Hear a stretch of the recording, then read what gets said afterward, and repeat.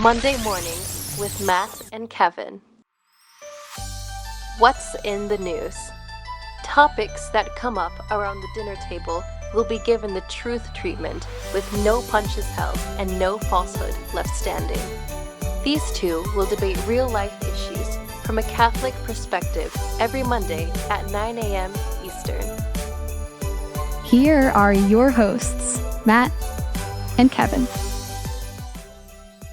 Good morning, everyone, and welcome into Monday Mornings with Matt and Kevin here on the Catholic Family Podcast. Very fitting with the music as we are still in the Christmas season until the Feast of Candlemas, which is February 2nd. So we remain in that liturgical season, but also a very wintry weekend here in New England. Kevin's in Germany, but I'm located here in New England, and we had quite the snowstorm here in the tri-state area. The biggest snowstorm, I believe they have said, in over 2 years, and parts of the tri-state area, New York, Hartford, Boston, have not seen measurable snowfall in almost 2 years or something along those lines. So whatever you want to believe about the weather, it was very nice to see the white blanket of snowfall coat the area.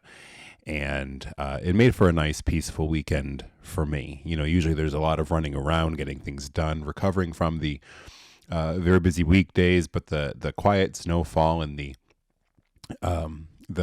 just the beauty of looking out at it, and the roads shut down and businesses closing and restaurants being either opening up late or not opening at all. Just the whole ambiance of it all kind of forces you to kind of take a chill, relaxing, easy day and to just spend time in quiet, which I think we all need to do a lot more in the hustle and bustle, especially of the holiday season. We really forget to take that time to just unwind, be with ourselves. We are in a society nowadays where we need constant company, constant interaction, constant connection, where we have lost that ability to be alone, to be by ourselves, to be with our thoughts. One of the things we've talked about on the show today, or we've talked about on the show in the past, was that kids don't know how to be bored anymore. When I was growing up, you were bored a lot of the time. You were bored over summer break. You were bored when you would go out to eat at a restaurant and you had to wait for your food. You were bored at some events you had to attend, and you didn't do anything but just sit by yourself. You couldn't take out your phone. You probably didn't have a book to read or anything to pull out of your pocket. You literally just sat there and waited. And when was the last time you've seen that happen? When was the last time you've done that? Try it next time. See if you catch yourself. Next time, even if you're in line for coffee, or you're waiting for your food in a restaurant, or you're, just a situation where there's a bit of idleness, waiting for an appointment, waiting for your name to be called when you're sitting at the dentist. Can you just sit there and not look at a magazine and not scroll through your phone and not make a phone call? Can you just sit there? It's very difficult. And when I catch myself in those moments, I think, this is what I grew up with, and now I can't seem to do it. So I hope you all had a wonderful weekend as we start off this brand new week in the year 2024. Some news out of the tri-state area.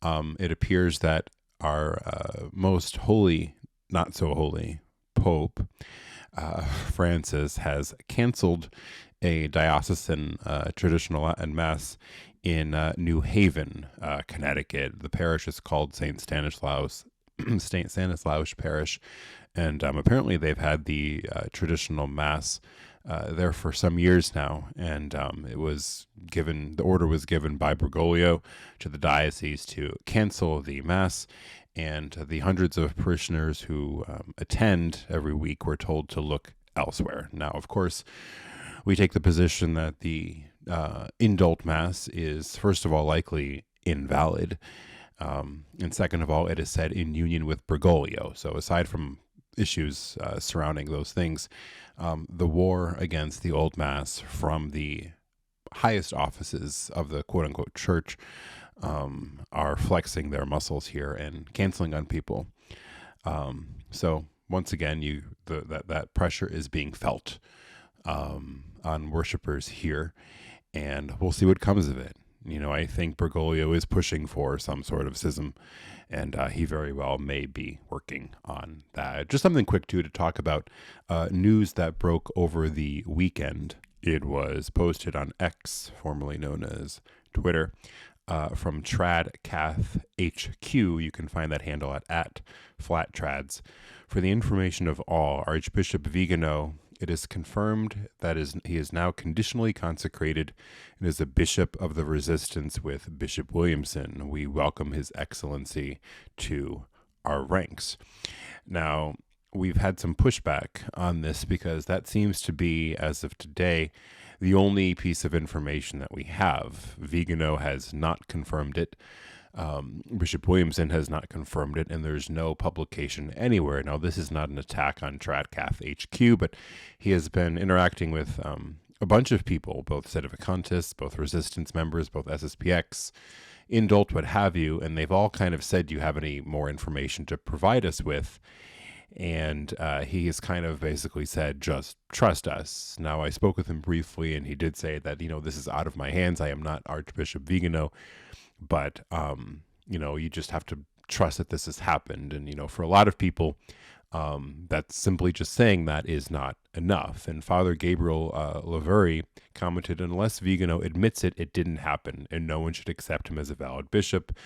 The invalidity of his consecration is a public fact, so a proper consecration must also be publicly revealed. On Saturday, Bishop Sanborn took to the airwaves as well, and also called on Archbishop Viganò to publicly admit as to whether or not he did indeed receive these orders, this conditional consecration from Bishop Williamson. I had that video on my Twitter account as well from Bishop Sanborn, and he does say that, maybe is he hiding something? What doesn't he want us to know? He's always been kind of a hidden or suspicious or mysterious figure. And, my thoughts as to what reason, why would he not want to publicly come out and say it?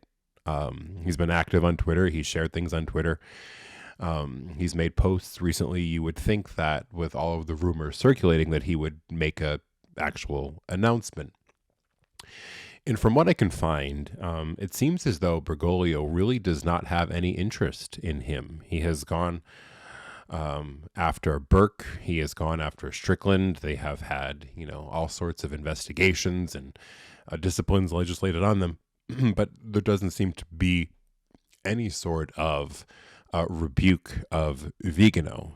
And in just my opinion, from the things that I've come across over the last few years, it seems like Vigano is a much harsher critic of Bergoglio than the others. So I'm not quite sure why Bergoglio hasn't done much about it. Now, maybe somebody can chime in the comments and share if I'm misrepresenting anything or misspeaking, but from what I have done and can tell in some brief searches, Bergoglio doesn't have much to say about him, and I find that very curious.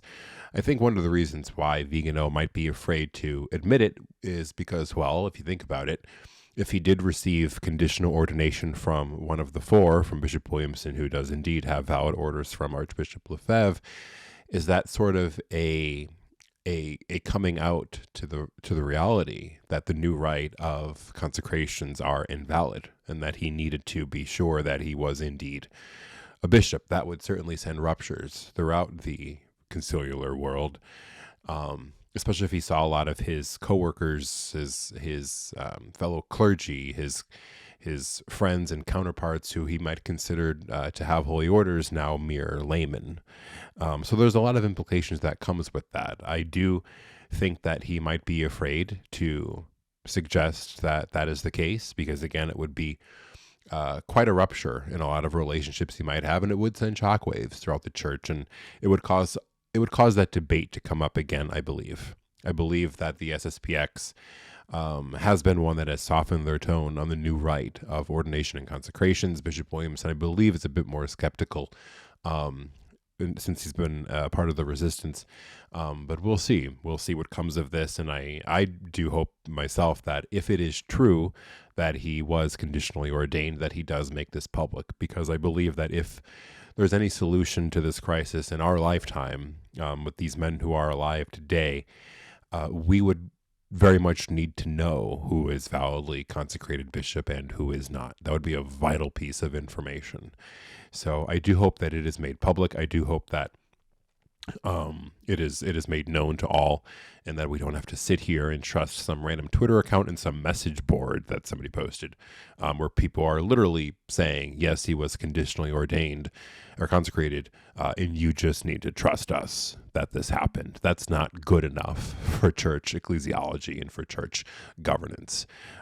So we'll keep you posted as news might follow on that. Another prominent Twitter/X user named Shane Schatzel has been creating quite a stir as well in a lot of his comments on hyperpapalism not being an authentic Catholic position. He has called it a heresy, a deformity of Catholicism, and that Catholics should be papal minimalists instead of hyper-papalists. And so what I wanted to do very briefly with all of you was share a list that has been compiled by Mario Dirksen at Novus Ordo Watch that I posted and gave credit for on my Twitter page.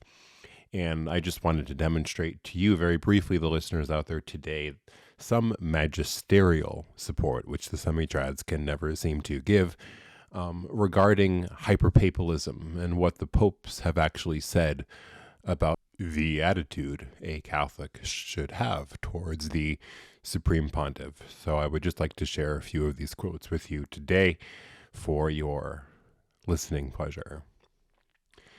Pope Pelagius II, the truth could not have lied, nor will the faith of Peter be able to be shaken or changed forever. Pope St. Leo IX, by the see of the chief of the apostles, namely by the Roman Church, through the same Peter, as well as through his successors, have not the comments of all of the heretics been disproved, rejected, and overcome in the hearts of the brethren in the faith of Peter, which so far neither has failed, nor up to the end of time will fail, be strengthened. Pope Boniface VIII, we declare, proclaim, and define that it is absolutely necessary for salvation that every human creature be subject to the Roman Pontiff. Pope Leo X, you will firmly abide by the true decisions of the Holy Roman Catholic Church and to this Holy See, which does not permit errors. Pope Pius VII, in his capacity as head, do not all of his members owe him the solemn promise of canonical obedience, which alone can maintain unity in the Church and avoid schisms? Pope Pius the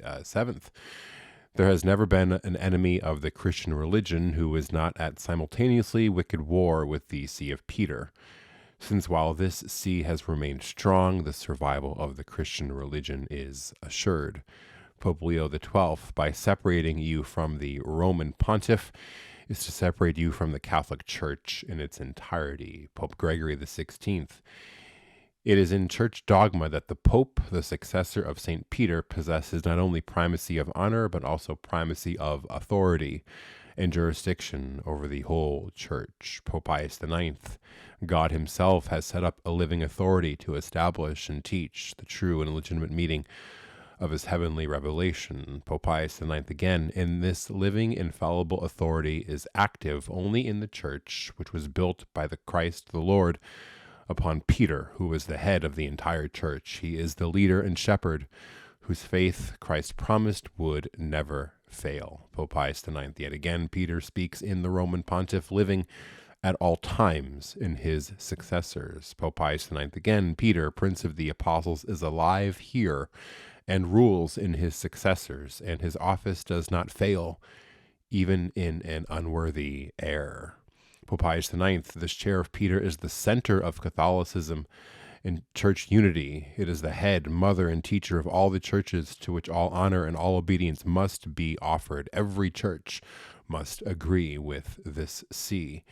Religion itself can never totter and fall while this chair remains intact. The chair which rests on the rock, which the proud gates of hell cannot overthrow, and in which there is the whole and perfect solidity of the Christian religion. Pope Leo XIII, it is absolutely necessary for the faithful to submit in mind and heart to their own pastors, and for the latter to submit with them to the head and supreme pastor.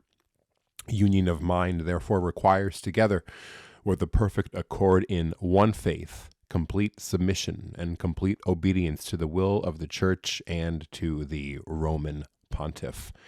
Pope Pius XII, they therefore walk in the path of dangerous error who believe that they can accept Christ as the head of the church while not adhering loyally to his vicar on earth. To wish to create an opposition between Christ as head of the church and his vicar is to wish to see in the affirmation of the one the negation of the other.